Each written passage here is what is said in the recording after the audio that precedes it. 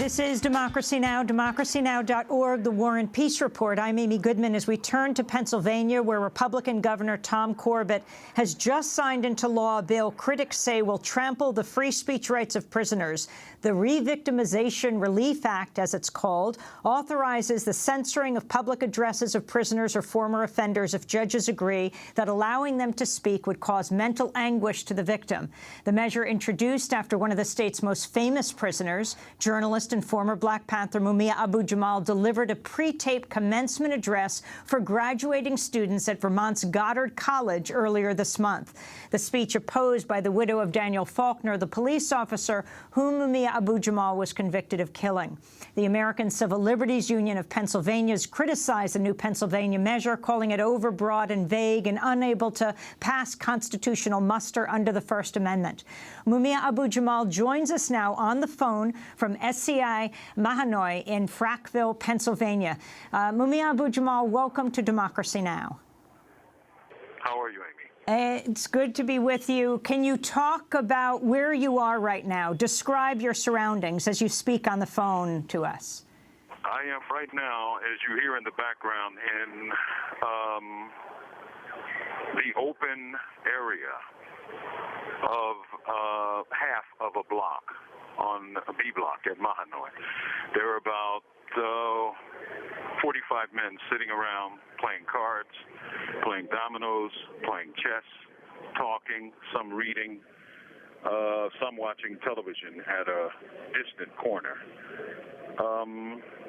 This is population, at least the block-in phase or block-out phase, where you're out of your cell. So you are back in the news because of a bill that was just signed by Pennsylvania Governor Corbett that would limit your ability to speak after you just gave a commencement address, a taped commencement address to Goddard. Can you respond to the signing of this bill? I think it's really quite extraordinary that unconstitutional Tom Corbett, a former Attorney General of the state of Pennsylvania, as governor, would sign into law a law that he knows is unconstitutional. This call is from the State Correctional Institution at Mahanoy and is subject to monitoring and recording. Moreover, as a governor and as an attorney, right, and a member of the bar, he had to take a sworn oath for both offices. And that oath was to protect and defend the constitutions of the Commonwealth of Pennsylvania and the Constitution of the United States of America. By signing that bill into law, he has violated both of his oaths as governor and as an attorney.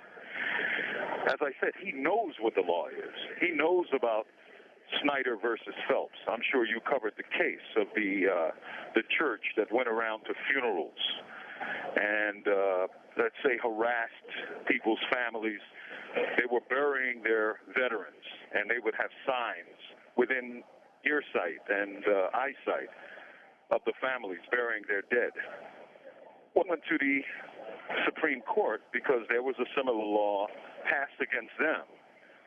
And every court they went into found it a violation of the First Amendment, including the United States Supreme Court, which ruled 8-1 that the First Amendment free speech protection shielded these church members from tort liability for intentional infliction of emotional distress. This is something that I know unconstitutional Tom knows about. So it gives you a sense when these officials, these legislators, these governors, these elected officials swear on a Bible to uphold their oath and office and violate it with such freedom. This is what Governor Corbett said in expressing his support for the new law. Law-abiding citizens are entitled to an array of rights, from free travel to free speech. Convicted felons in prison because they abused and surrendered their rights. And nobody has a right to continually taunt the victims of their violent crimes in the public square. Your response, Mumia Abu Jamal. My response is he knows that's ridiculous both in law and in fact. I've never taunted anybody. As you know, as a journalist, I've rarely talked about the events of December 9th, 1981. I've talked about all kinds of other issues. I didn't talk about that when I was at Goddard.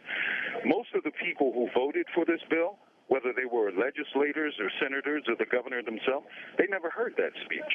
I invite them to hear it and then say that madness that Tom said. I called them unconstitutional. Here's proof of that.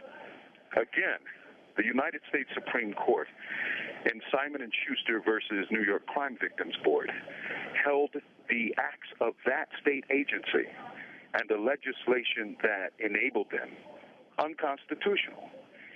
And this was, I believe, the full court, 9-1. This was in 1991. In my own civil history, you remember me calling you and them coming up and pulling a wire out of the wall. Who pulled that wire out of the wall? It was a guard. I was talking to you. I believe it was 96 or around that time. We were having a discussion. It was live. And all of a sudden, the phone went dead. And I saw, out of the corner of my eye, a correctional officer walk down to where my line was plugged into the wall, and he pulled it out. I couldn't believe what I was looking at. You know, I was like, hello, Amy, hello, because it just didn't make sense to me that he did that. He did that. But, of course, that was shortly after the publication of Live from Death Row. And the Department of Corrections sanctioned me, gave me a write-up, and we went to court about it. The case is preserved as Abu Jamal versus Price. In that ruling, the Third Circuit of the United States Court of Appeals said I have a constitutional right to write. If I have a constitutional right to write under the First Amendment, then don't I have a constitutional right to read writings? Mumia Abu Jamal, Maureen Faulkner is quoted in the paper after Governor Corbett signed the bill, what's being called the Mumia bill, saying to be in your car driving along in California only to hear him doing a commencement speech on the radio, it rips open a scab. Well, I feel sorry for her because, you know, when most people hear things that disturbs them, they change the channel, you know, and she could change the channel. They wrote a bill, right, for one man, and they admit that, I'm told, in their discussions in committee. They wrote a bill based on a false reporting of what was discussed at a school that I am an alumni of. I attended and graduated from that college. I was invited by the staff and the students and the administrators to talk to my college about what it meant to get an education from Goddard. I did that. And if the Constitution doesn't protect that, then it protects nothing. If the Constitution can be used against one, it can be used against all.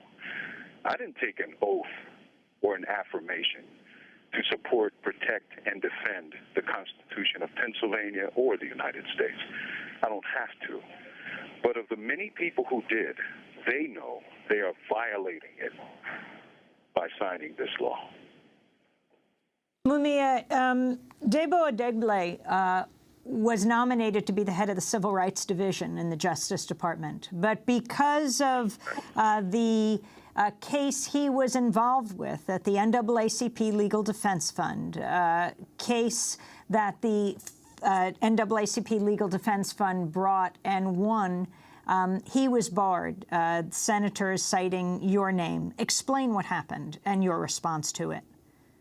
Well, I can't really explain what happened because... This call is from the State Correctional Institution at Mahanoy and is subject to monitoring and recording. The matter is, I never met the man. I never discussed anything with the man because I never met the man. He was actually acting head of the NAACP LDF after John Patton had died. And he was placed there, so because he was acting head, he was on my brief, right? But, you know, he never argued a case. I don't know the man. I saw him in the newspapers. And to be perfectly honest, I didn't recognize his name because, I knew lawyers that I knew. I didn't know him. And I'd never heard the name until it got into the papers. This is a man who had his life shredded because of the money and power of the FOP to buy and intimidate those people to do their bidding and to violate, again, their oaths. You can say he didn't have a constitutional right to become the head of the Civil Rights Division of the Department of Justice, but he was the choice of the president, and I presume he had good reasons to choose him. But to use my case to deny him that opportunity is a tragedy to this man and to his family, and it's based on lies. Again, I never met the man. I don't know who he is other than seeing him on TV or in a newspaper. And, from what I've been told and what I've heard, this was a fine and distinguished lawyer who came from an impoverished background, fought hard to get to college, fought very hard to get into law school, and devoted his expertise as a lawyer to help people vote and to work for people's civil rights all across the country, Mumia Abu Jamal, I know we only have a few minutes left before your phone will cut off with the 15-minute limit, but I wanted to ask you about what it's been like to move from death row to the general population. Well, there's not a day go by that I don't think about the brothers and sisters, because there are women in Pennsylvania on death row, the brothers and sisters who are still on death row. And this is so profoundly different from their 24-hour experience that it's hard to connect the two. Let me leave you with this. There's a case out of the Eastern District of Virginia called Prieto versus, and I can't remember the name of the wording, but it's Prieto.